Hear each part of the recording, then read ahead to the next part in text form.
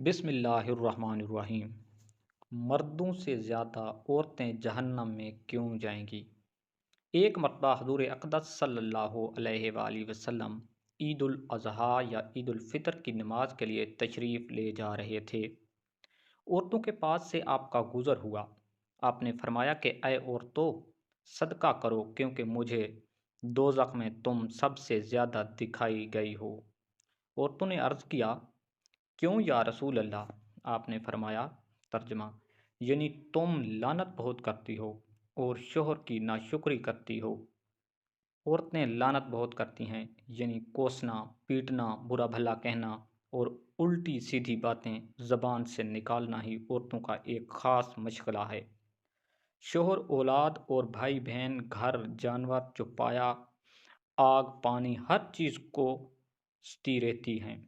इसे आग लगे वो कट्टी लगा है, ये नास पीटी है, इसे ढाई घड़ी किया है, वो मौत का लिया है, इसके नास हो, वो अल्लाह मारा है, इस पर फटकारा हो। इसी तरह की अनगंत बातें औरतों की ज़बान पर जारी रहती हैं। इसमें बद्दुआ के कलमात भी होते हैं, गालियाँ भी होती हैं।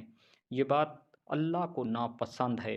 हजूर अक़दस सल्लल्लाहु अलैहि वसल्लम ने इसको दोज़ख में दाखिल होने का सबब बताया। एक मरतबा हजूर अक़दस सल्लल्लाहु अलैहि वसल्लम एक सहाबी खतून के पास तशरीफ़ ले गए। इनको उम्मुल अलसाइब कहा जाता था। आपने देखा कि वो कपकपा रही हैं। आपने दरियाफ़त फरमाया, क्या बात है, तुम को कपकपी क्यों आ रही है।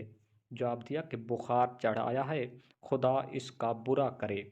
आप सल्लल्लाहु अलैहि वसल्लम ने फरमाया कि बुखार को बुरा ना कहो, क्योंकि वो इंसानों के गुनाहों को इसी तरह ख़त्म कर देता है जैसे भट्ठी लोहे के मेल कुचेल को ख़त्म कर देती है।